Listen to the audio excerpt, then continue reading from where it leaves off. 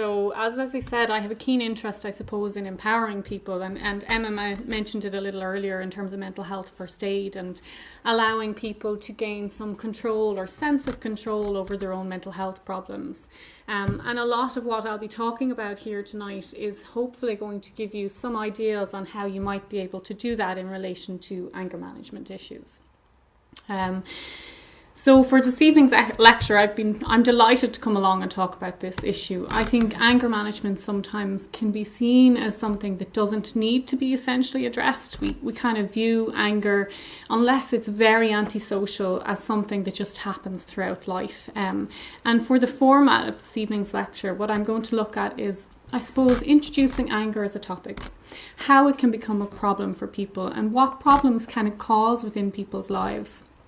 And some of those problems probably we don't seem as obvious as one would first think. I'll talk about understanding anger as an emotion. So what makes anger? What are the constituents or the parts of anger? And then if we can understand anger, how can we put in place things for ourselves that can help us manage anger in the future? So what's the problem?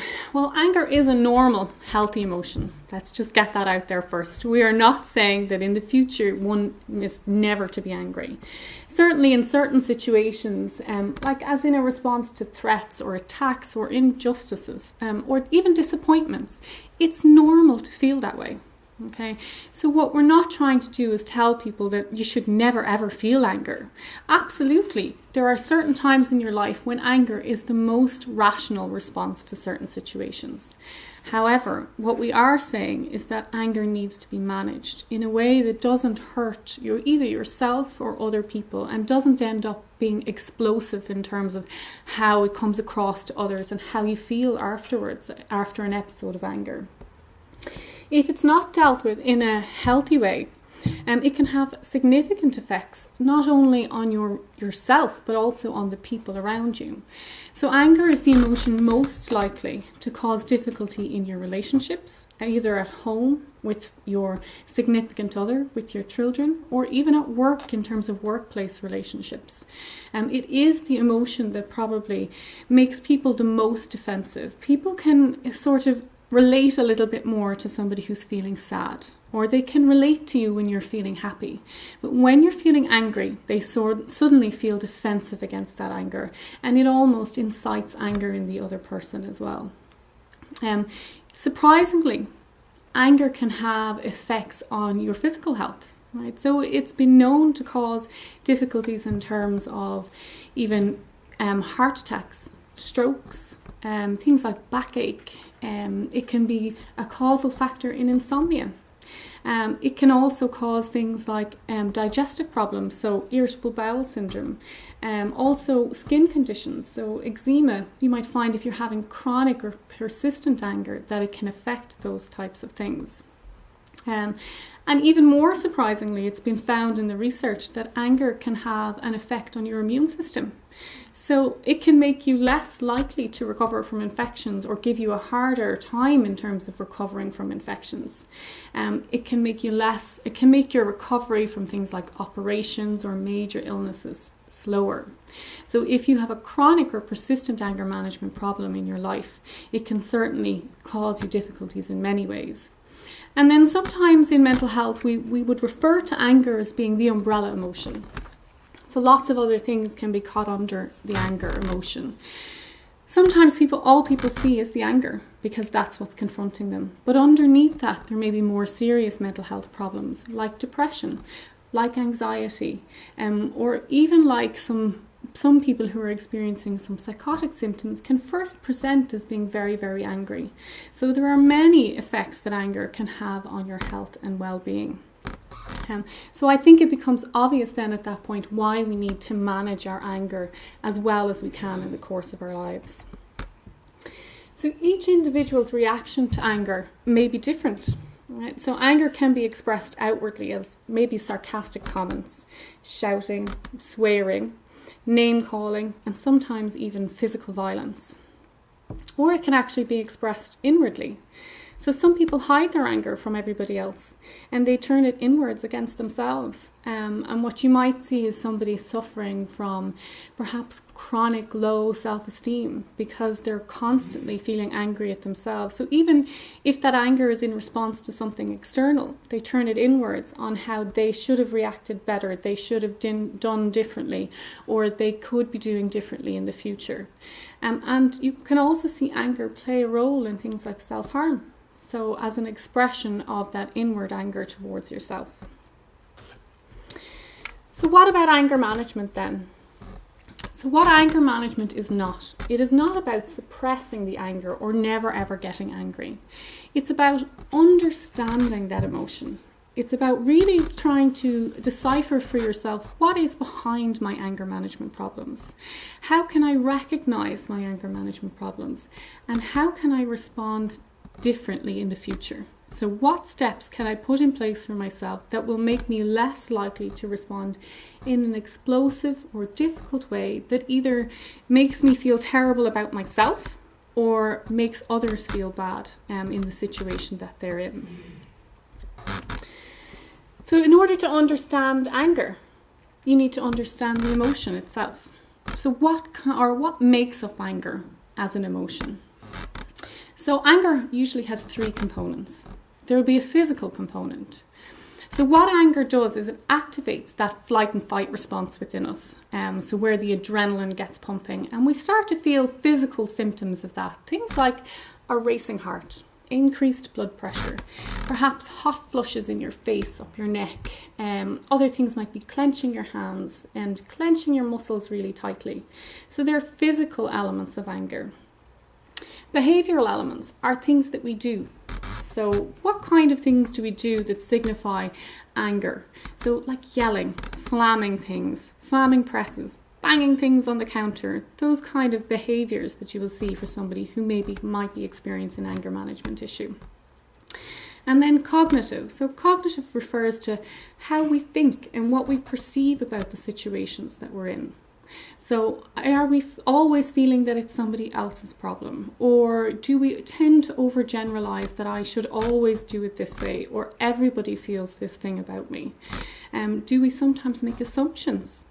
So where somebody has perhaps brushed past us in the hallway because they're running late to a meeting and they were so immersed in what they were doing, they just didn't see me.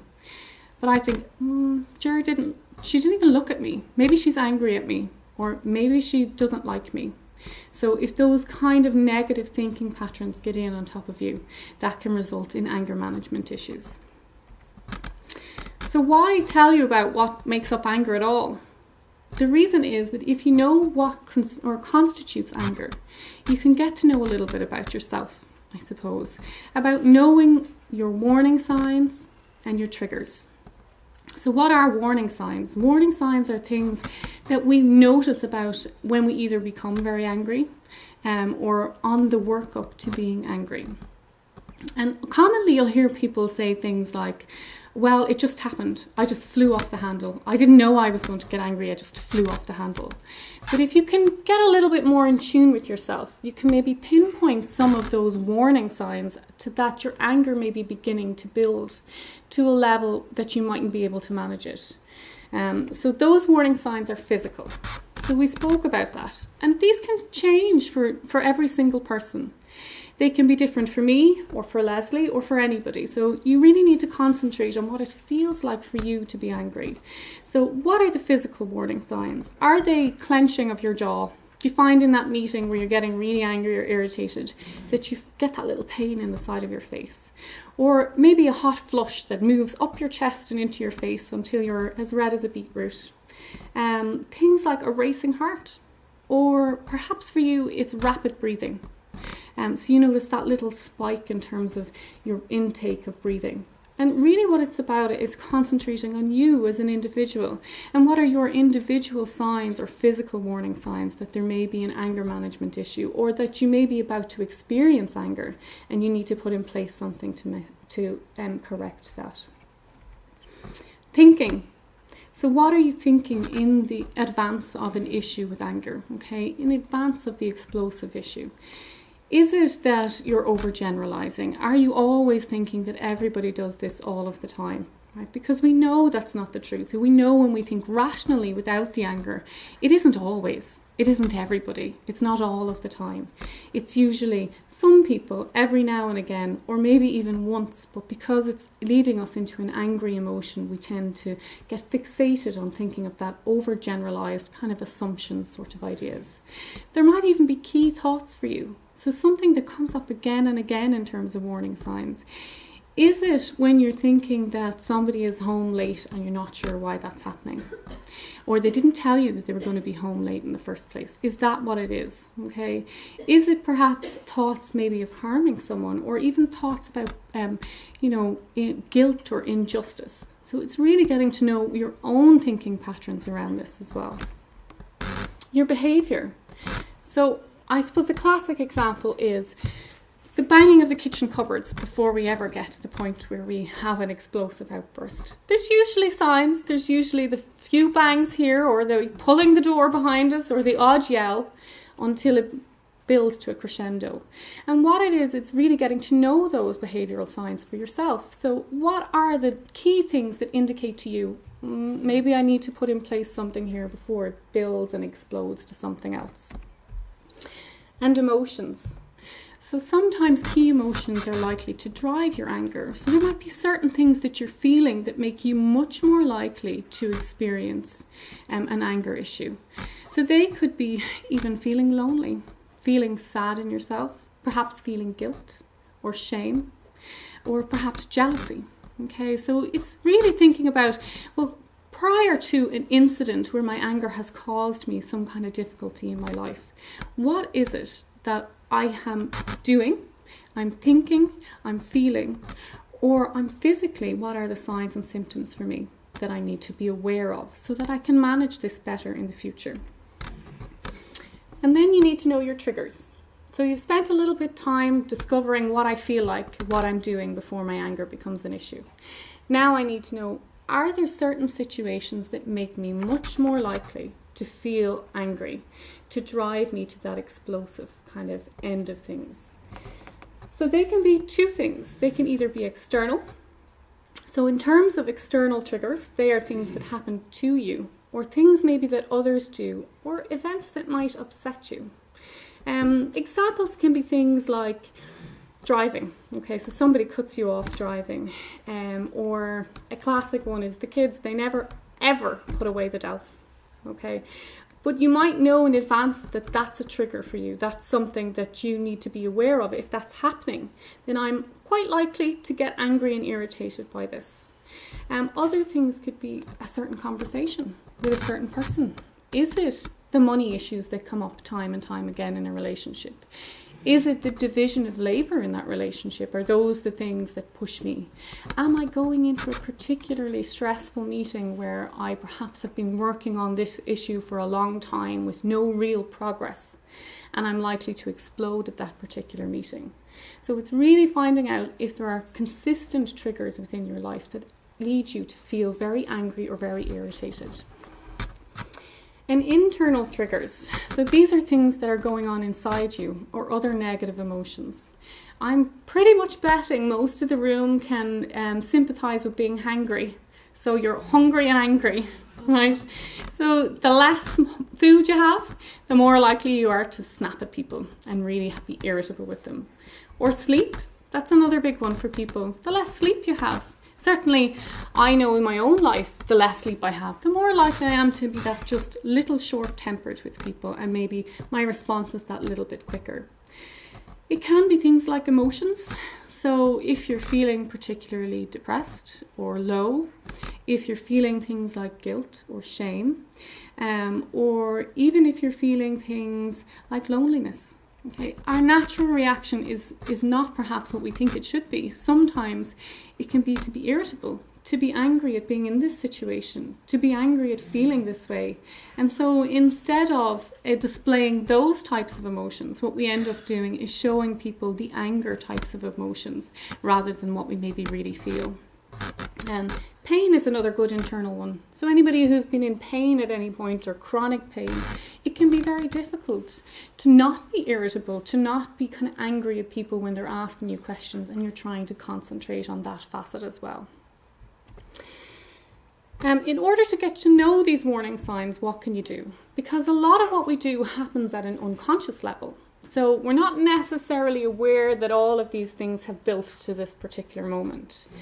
So what I sometimes recommend to people is that it can be really useful to use a diary after an incident even, to sit down and really look at what happened, what triggered that incident. So what were the circumstances? And after maybe 1, 2 or 3 of those, you might start to see a pattern in circumstances. Is it always when this trigger happens? Or is it always when I'm feeling or thinking this way? And because of a lot of what we do is unconscious, it's sometimes not till we actually sit down and try to pick it apart and write it out that we can really separate out the different elements of what constitutes or what makes us angry or irritable. Another good one is, how did you feel afterwards? And so sometimes anger drives anger. Sometimes you feel guilty and shameful afterwards, or you feel even lower in your mood. And so that doesn't help the situation. That internal trigger keeps driving it in a vicious type of circle. So it's really worth trying to pull those things apart within sitting down and giving yourself the space and time, I suppose, to really examine these different issues. So now you know, now you're aware of what your triggers and your warning signs are. What to do next? Where do you go with that information? So I suppose the things that you can do is you can look at a spectrum of anger. So when you're irritated, what are the things that you can put in place to stop that anger developing any further? When you're upset or angry, perhaps there are different key things that you can put in place to manage that anger. And certainly if you get into a rage or you're out of control, you're thinking about things like leaving the scene. Now that sometimes can be a little bit disruptive to the person you're having the argument with, and they kind of think, well, what's happened here? But it can often be a better outcome. It can give you just enough time to stand back from the situation and allow your rational thought to kick in. And I think that's one of the big things about anger. It clouds our thinking. So we react in a way that we wouldn't normally react in if we weren't feeling angry. And by just being able to get out of the situation, even if it's for minutes at a time, may allow you enough space to come back and react in a different way when you're back in the room. So my tips for buying yourself some time. So everybody in the room can do this if they like. Okay, so when you get angry, your bodies usually get tense, right? Tense yourself up, pull your body together and feel, and it feels like when you're angry, right? You really feel like you're really tense. And then allow that to drop. And deliberately drop your shoulders lower than they normally would be. Shake out those arms a little bit, just loosening up yourself, okay? And it can just be enough to take that edge off. So that reflex where you would have done something that you would really regret, just doing that, just allowing your body to relax, deliberately to take those few moments to yourself to do that, can be enough just to give your mind that little bit of rational time to kick back in. Breathing deeply as well. Okay, I think everybody, this is a cliche, everybody hears this one. Oh yeah, here we go again with the deep breathing. But like a lot of mental health issues, to really get the hang of some of this stuff, you have to practice it. Right? So the first time you do the deep breathing, it's not necessarily going to work. Okay, if you want this to work, you have to practice it. And what I would say to people is that we tend to think when we're doing the deep breathing, it's right, I have it down now, right? But you need to step back from that. You need to really concentrate on your breathing. You need to, perhaps in the beginning, practice. Place one hand on your stomach and one hand on your chest.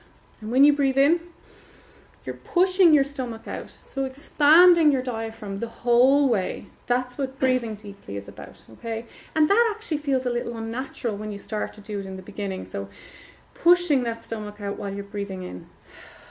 And then retracting it in, okay? So you should feel this hand raise and this hand fall. And on the way back in, this hand fall and this hand raise, okay? And if you have anger management issues, it might be worth your time doing that a few times before you actually have to use it. practicing it. And certainly if you're in the meeting, you don't want to be saying to people, hang on 1 minute till I find out now, am I doing this properly? Okay, so really practicing it can really help. It takes a number of times for any of these techniques to work. You have to really commit yourself to buying into this as a process of change, because every change in a person's life doesn't happen overnight. And certainly if anger management issues are something that we've been experiencing for a long time, and usually it's in our anger in early teenage years to mid-teenage, it's normal. Okay, it's not something we're really that worried about, unless it's excessive, okay, unless it's hurting people around them or it's physical in terms of violence, okay. But, you know, if you've reached your mid-20s always behaving in a certain way or always responding to situations in a certain way, or you've even reached your 40s always doing it that way, it takes practice to unwind those patterns of behavior and thinking that you've been doing for a very long time. Counting to 10, there's another cliche for you. But again, it's just that amount of time. It's just those extra few seconds, and not 1, 2, 3, 4, 5, 6, 7, 8, 9, 10. Not going to work, okay? It's 1, 2, 3, 4, and so on. It's really allowing yourself that time to step back from the situation, because anger will cause your emotions to rise and it will drive you to do something that you wouldn't normally do when you're thinking rationally. Take a time out. So this is what we were talking about a few minutes ago. If your anger is getting to a level where you think that you're really going to say something that's going to hurt somebody dreadfully, or you're going to do something that's going to hurt somebody, that you leave the area, that you say to the person in question, look, I just need 5 minutes. Give me 5 minutes and I'll be back. Okay? You can also take a time out before a situation. Okay, so before, if you're going, you've figured out all your triggers. So if you're going into that situation where your triggers are going to be pulled, then you might like to take those 5 to 7 minutes beforehand just to explore a little bit of distraction, maybe a little bit of deep breathing, some of these techniques, putting them into place so that by the time you get to the situation that you're going to feel angry in, that you've actually given yourself a bit of space to think about it. So talking yourself down. So a good technique is, what would your best friend tell you to do if they were standing beside you now? Okay, or what would you tell your best friend to do in this situation? So taking a minute to think about, well, if this were true, how would I advise somebody else to manage this? Distraction. So in some situations, distraction will work. Okay, so distraction will work maybe in a road rage incident.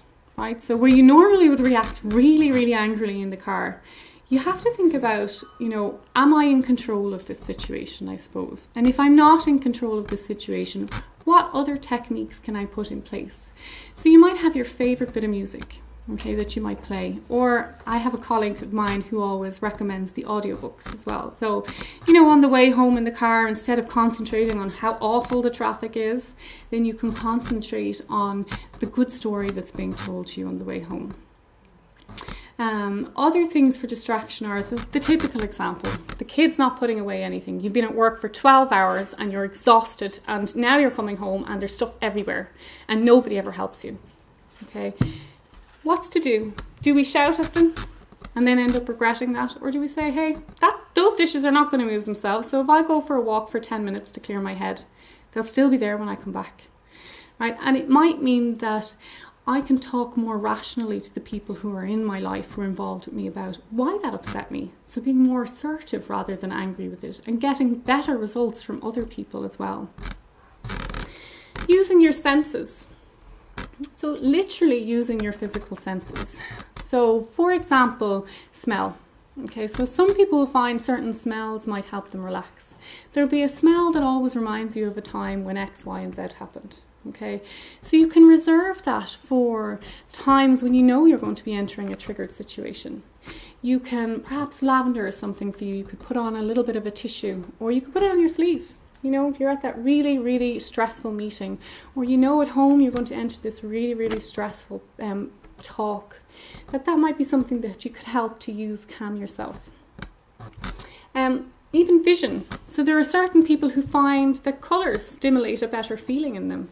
So perhaps it's a nice yellow colour, or perhaps it's a calming kind of green colour, okay? You choose, it could be your colour, okay? So whatever makes you feel that perhaps there are, that you're not going to react in such an explosive manner. Obviously, the hearing. So you might have that particular piece of music that you like to play that always makes you feel happy. It reminds you of that particular situation. Or sometimes people like to even listen to things like running water or rain. Okay, if there are any kind of sounds that help calm you, you can use those. If you know you're going into a particular stressful situation, you can use them beforehand so that you can help to calm your nerves about that situation. And even taste can be used. So is there a favourite snack that you have? Something that always cheers you up? Typically chocolate. But it could be anything, whatever it floats your boat. But there could be a particular snack that maybe makes you feel good.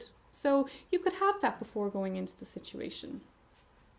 So you can use your senses to be able to help you manage situations better.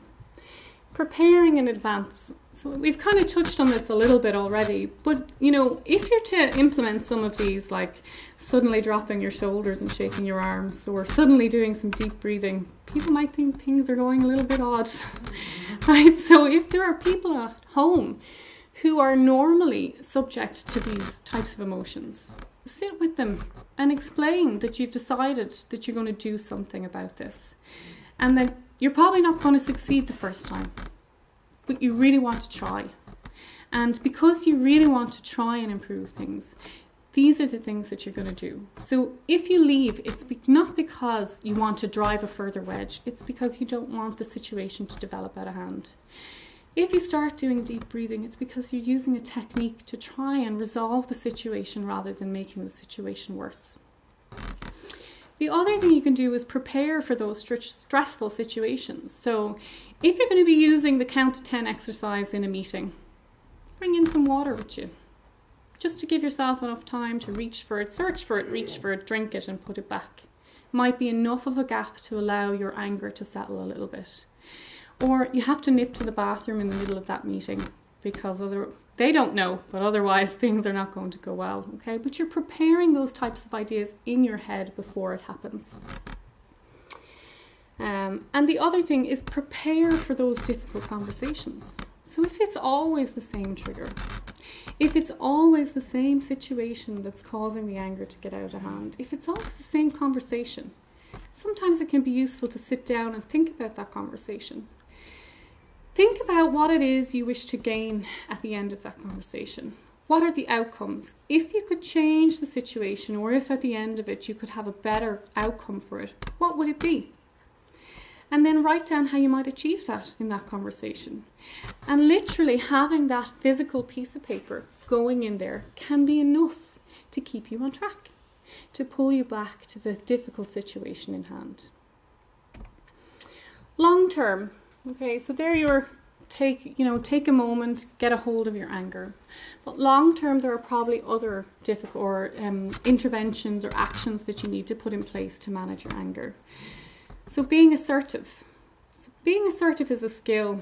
It's not something that we're necessarily born with. It's something that we often have to practice. It allows you to express your anger in a healthy way. To communicate your point of view while still respecting other people and their opinions, which can be a little bit difficult at times, especially if you have a pattern of behaviour built in of not listening to people, of always reacting in the same way. So how might you do that? Well, you can't tell people you're angry, You can't tell them what's made you angry and why. Is it that this is the 5th day this week that I've come home and this hasn't been done? Is it that you did, or I felt you did something that made me feel this way? This is how I feel afterwards. And perhaps they didn't know that that was causing you to feel that way. Talk slowly and clearly. And this is a little like the other tips. So what we tend to do when we're angry is our speech and our rate of speech quickens up, right? And as Irish, we're pretty quick anyway at talking, right? But then we're talking 90 to the dozen, kind of shouting things at people. It doesn't make much sense. But if you physically make an effort to think about, well, I'm going to control my rate of speech in this particular instance, and I'm going to try my best to be clear about what I want and be clear about what I'm thinking. Stick with I statements to avoid criticizing or blaming others. So again, that typical example of, well, you never do X, Y, and Z. You could say, when this happens, I feel this way. And the other person is less likely to get defensive about that. They're less likely to feel like you're criticizing them, that you're just being difficult, and that actually you're wholly unreasonable. Whereas when you use the I statement of, this makes me feel this way. Make requests rather than demands. So if you don't do this, I'm going to take your Xbox off you, or I'm going to, right? So if you don't do this, how do you think we should manage this in the future? What do you think is a reasonable expectation? Can we come up with a set of ideas between us where we agree what's appropriate, what's not appropriate, and how if the inappropriate stuff happens, we might manage that going forward? Listen to other people's point of view. Assuming you know where they stand can create a problem, right? So I think it's actually really difficult in a situation where you're tense and irritable and angry to listen to other people, to really understand the emotions as well for other people. Because in these interactions, there's not only you. And if you're angry and defensive, you're inciting something in somebody else, and they're probably not reacting in the way that they ordinarily would react as well. Agree to disagree where a resolution cannot be found. And in today's age of Google, this can be very difficult, because if you don't know it, you'll Google it, and therefore you're always right. But sometimes you don't have to be right. And sometimes it's enough to say to somebody, well, I don't agree with what you're saying, or that's not how I feel. But I can't change how you feel, and therefore I'm accepting that that's how you feel about this situation. And deal with the situation as soon as possible. So nothing incites anger more than 16 times later, right? Where you're not really angry about the first time that it happened. You're angry about all 16 times, okay? Or all 5 times. So you've allowed this to happen over and over again to the point where it's built up a rage within you, and where you really feel wholly justified in your anger, and that the other person seriously deserves this after so many times, okay? But if you were to say to somebody, relatively shortly after the situation was, well, you know, that made me feel angry for this particular reason, then you can stop that resentment building between people. Okay, the biggie in anger management. So looking at the way that you think. Often what we do in anger management is we tend to think that others cause our anger problems. If they did this differently, or if everybody didn't behave in this way, then I wouldn't behave the way I'm behaving, okay? And it can be very difficult to challenge those negative thinking patterns. One of the best things to try and understand about anger management is that you cannot control how other people react or what other people do. No matter how much you scream at somebody, no matter how annoyed you get, it is most likely not going to change their behavior, because you don't have control over that. But what you do have control over is your own behavior. You can choose to react differently, and there's power in that. There's power in believing that you can be different, and you have a choice here. You don't always have to do the same things that you've always done. But challenging your thinking can be very difficult. Look out for things like overgeneralizing. So the always, the never, the must. So these things that are always happening. The assumptions. So I don't really know what you're thinking, but I've made up my mind that I know what you're thinking. Or I don't really know why your behavior was that way. Could have been anything. You could have had a bad day. You could have had a stressful meeting. But I've decided it's because of X, Y, and Z. Blaming. So, you need to look at your own behavior. You need to look at what are the things that are within your control and how can you change those. And it can't always be that everybody else causes you to react in this way. Focus on goals. So what do you want out of the situation? How can you attain those goals? And being clear how you want to see a change in your behaviour or in your management of your anger over the next X number of weeks. Or holding a grudge. So like we just talked about, so that never addressing the situation up front and allowing that to fester on for a long time before you address it at all. And then when you do address it, you address it in an unhealthy way. So the long term, talking about it. So that could be with a professional, but equally you could be discussing your feelings with a friend. Okay, so it can be very useful to do that. It can help you to get a different perspective on the situation. Getting some exercise. Again, this is a cliche as well. People always talk about mental health and exercise going hand in hand. But the truth of it is that mental health and exercise do go hand in hand. People who exercise more regularly are exposed to endorphins that help them to feel better. So if all you can do is to put in place that 10-minute walk this evening, or tomorrow evening because we're very late this evening, but if it's that 10-minute walk to start with, so that I'm getting out, I'm getting a little bit of exercise. Perhaps I can extend that to 12 minutes. It doesn't have to be, it only has to be down the road, around the block. It doesn't have to be anything extensive.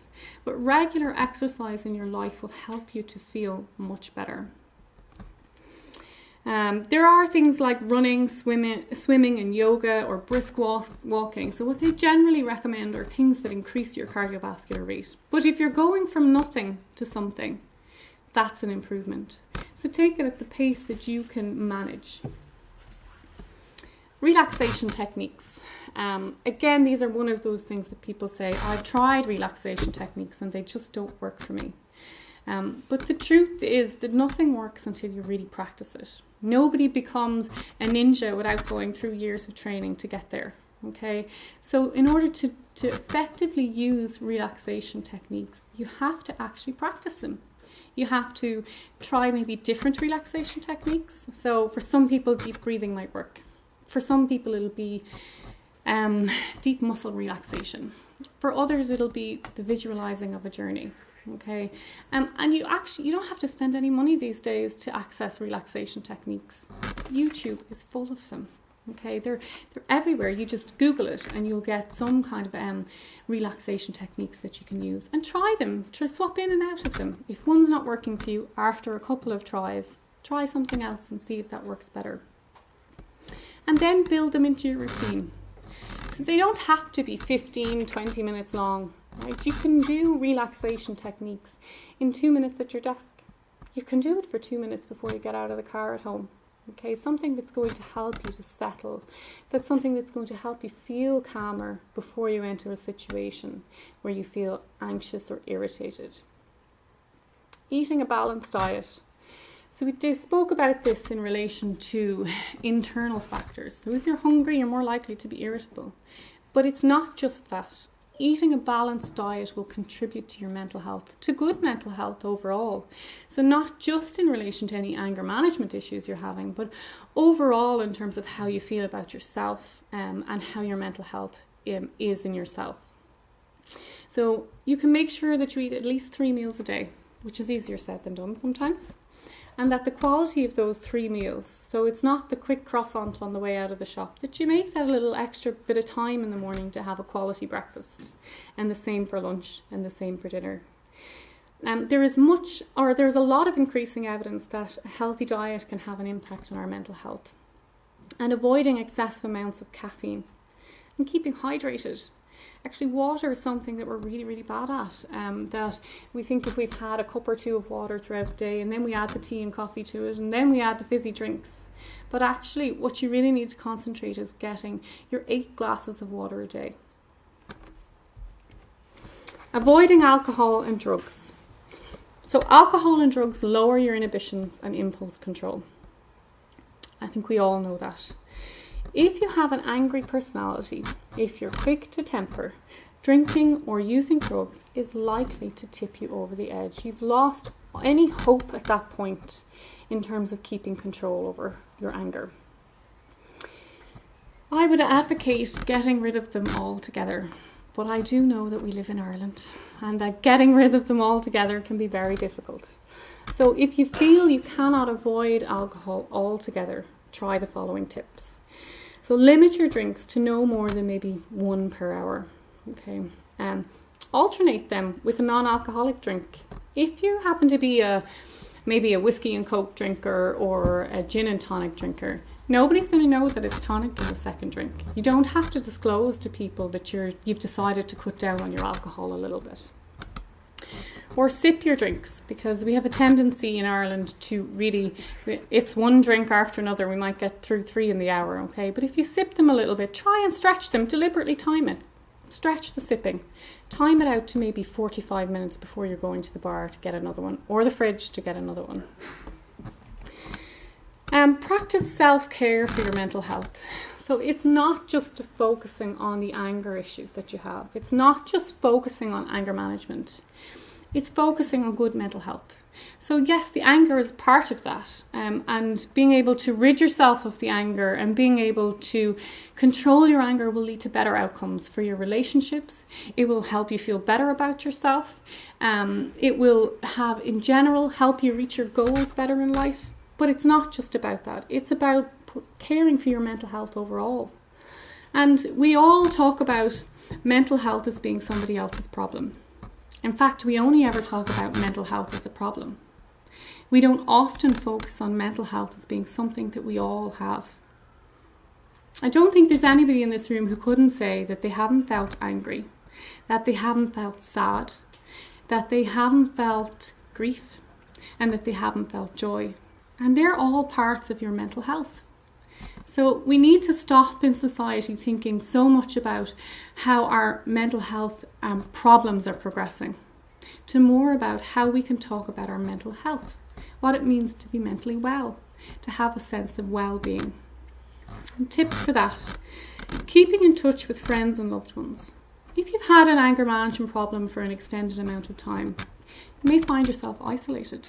You may find that people have decided to engage less with you because they don't want to be confronted by that behaviour. And perhaps reaching back out to some people, and just people that you can explain to that this is something that you've decided to work on, and you'd be really grateful if they could work with you on it, that you really need to have those extra supports in your life. Talking about your feelings. We all talk about mental health as being somebody else's problem. So it's us and them.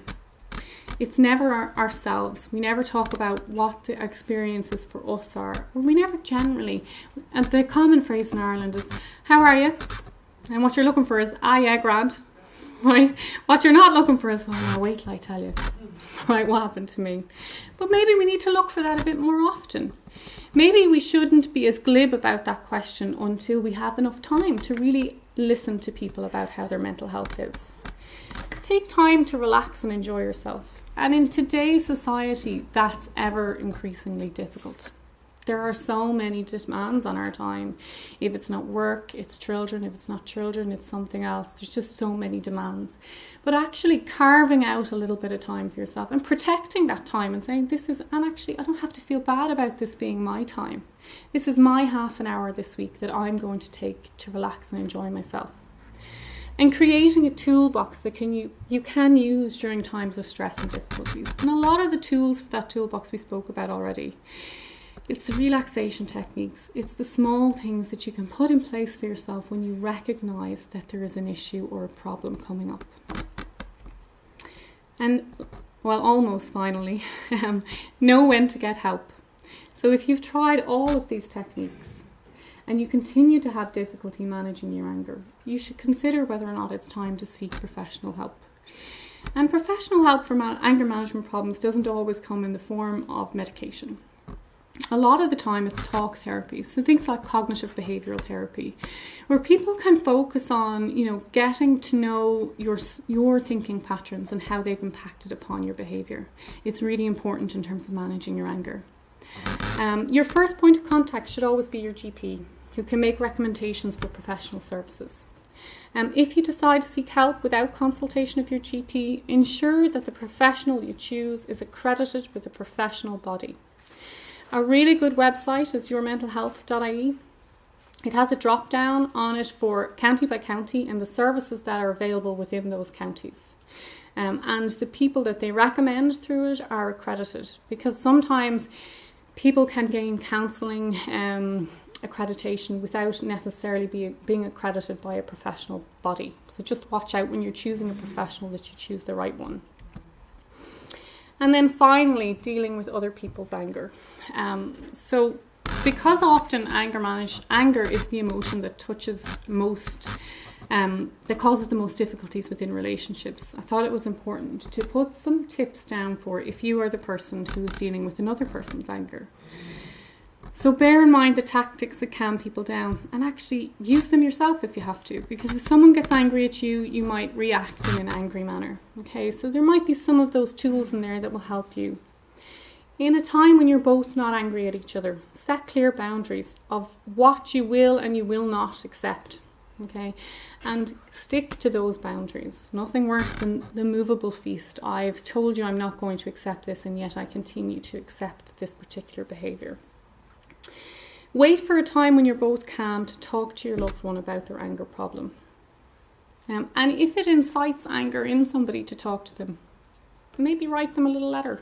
I'd say, I'd love to talk to you about this issue, but every time I do, I'm confronted with X, Y, and Z.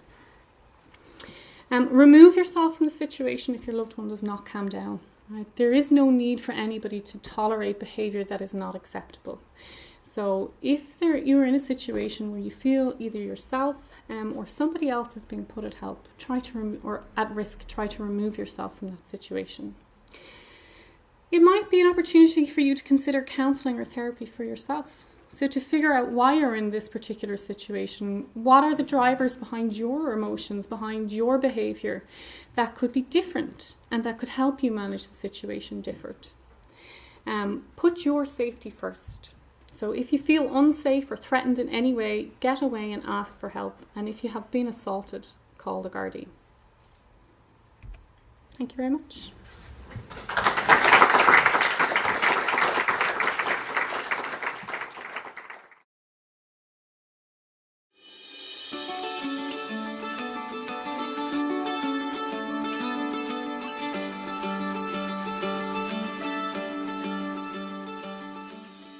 Now, hopefully, we're going to answer some questions. So the first question is, why do I get angry in my sleep? Sorry, I was just taking a drink of water. What I would suggest is that perhaps there are unresolved feelings throughout the day or over a number of weeks, so that when you're sleeping and your unconscious mind is at work, that it might be working through some of those issues in particular. And that maybe you need to have a little think about your day, how it went, or any particular problems that are nagging at you before you go to sleep, and try and put in place some relaxation or some self-management tips to manage that before sleep.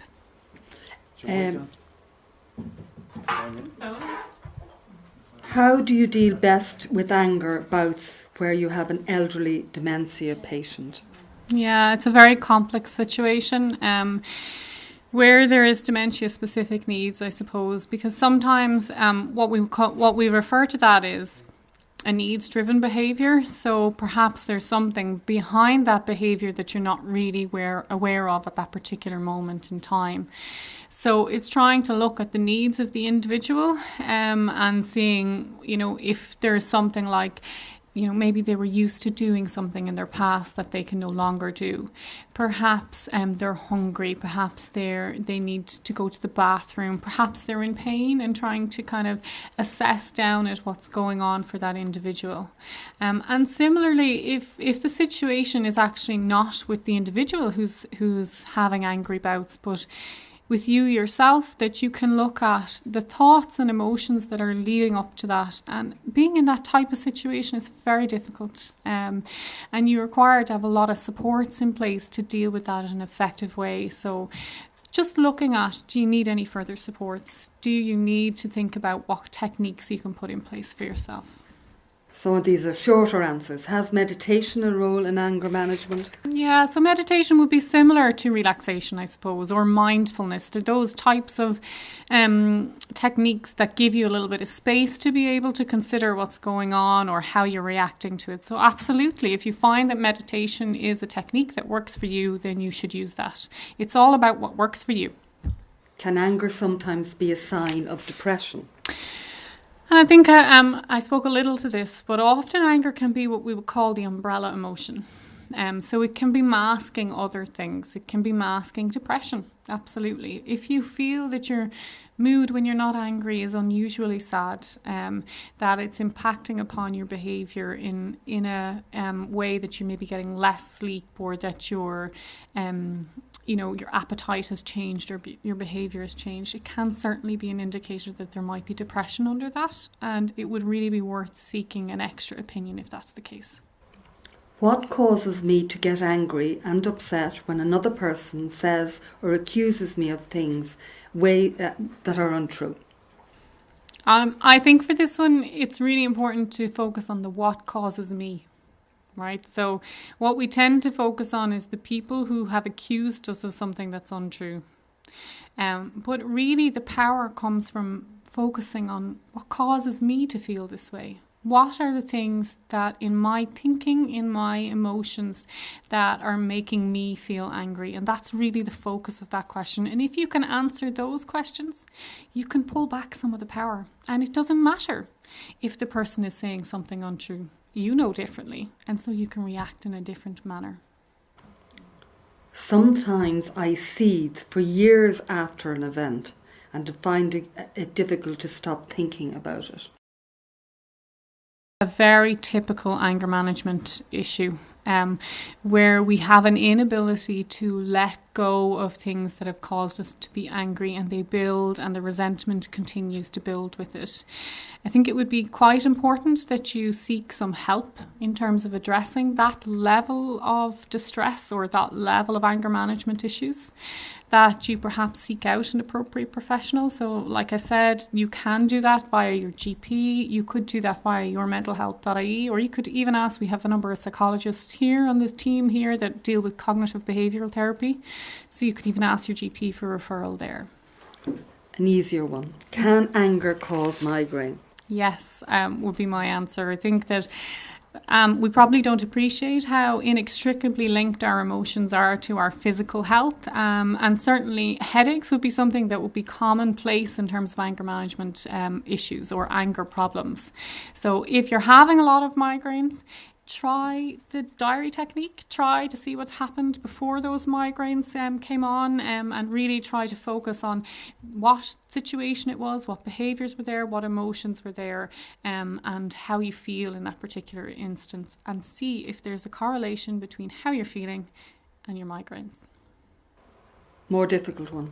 Some members of my extended family are very volatile. They consider this to be normal and don't understand my upset or why I want to discuss it. I feel like a doormat, so more and more, and I avoid the situation. Any tips? Yeah, I think I'd have a number of tips there. First is look at yourself and what you might need in terms of support. So are there any self-esteem issues there for you? And certainly if you've been exposed to that type of anger for a long time, it can lead you to feel bad about yourself, and give you self-esteem issues or self-worth issues. And it might certainly be worth your while getting some help for you so that you can feel better about yourself. The other side of it is sometimes we have to accept that no matter what we do, we can't change other people's behaviour. But you could maybe think about, is there someone outside the family that they might listen to a bit more? Can you garner any support kind of from somebody outside the family? Is there a better time to address these particular issues? Is it like, do you always try to address those issues at a party or at a function or where people are, gathering together? Perhaps you could do it separately. So if you can get one person on side and hopefully address that then as a pair or a team. So those type of techniques. But ultimately, I suppose it's about, what you're willing to accept. And if people are making you feel awful about yourself all of the time, perhaps it's worth thinking about if you need to put a bit of distance between you and them for a period of time. Maybe not forever, but certainly for a period of time to allow yourself to bounce back a little bit. Something similar, Jer. Any tips for denial of anger by others? So the angry person is denying his anger. I suppose I'd have two tips there. One is choose your time wisely, right? And use the I statements that I was talking about. Instead of you make me feel, I feel this way when X, Y, and Z happens. Because sometimes when we confront people about how you make me feel, it makes them immediately on the defensive, and it feeds into them being able to blame you for how they're feeling. Well, if you hadn't said that to me, then I wouldn't be acting the way that I am now. Whereas if you choose your time very wisely, at a time where the person is like not when their favourite soccer match is coming on, or not when their favourite Coronation Street is coming on, they hate to miss it, okay? A time where you think they have enough space and time to listen to you. If they don't listen to you, think about the option of writing them a short note. It doesn't have to be a book. This is what you want to discuss. You can't manage any way to get time to discuss it. Perhaps they could give you a time that they feel they might be able to discuss this issue with you. And even sometimes getting the space to put that down to somebody can give them enough thinking space. But ultimately, we have to accept that we cannot change other people's behaviour. Right? So no matter how much we want it, no matter how much we wish it, we can't do it. We can help them, we can nudge them, but if they won't do it, then we can't change that for them. Firstly, I'd like to thank you all for being so patient with us, and I hope you've enjoyed the lecture. What I'd like to say is one person has put in a request for the slides. If anyone does want the slides to be sent to them, please just leave your name. The other thing is, listening to Ger this evening, it makes us all work a little bit on ourselves. And one thing I learned a long time ago when I was a student nurse is HALT.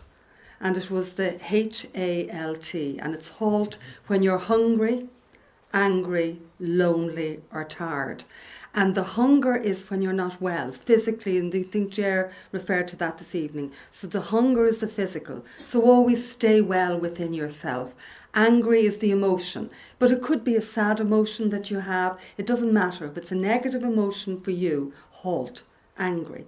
Lonely, and I think Ger very clearly got that across this evening. Talk about your feelings. And probably best not to talk about them when you're angry. Talk about them when you're able to do a little bit of work on the triggering. And the tired is when all of us, too much of anything is bad for us.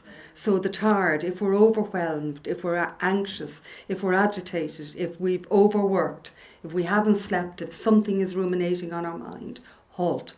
So I think Ger got that point across really well tonight. So look after your physical well-being, look after your emotional well-being, share with your friends, and if you're overwhelmed, take time out.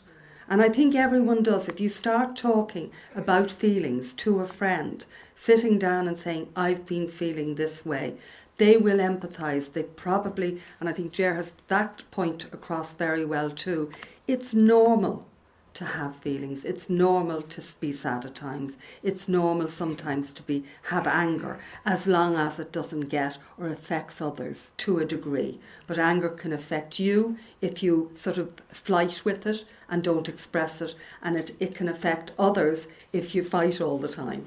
So relationships are very important, and good relationships are important. So get someone that will understand what you're talking about.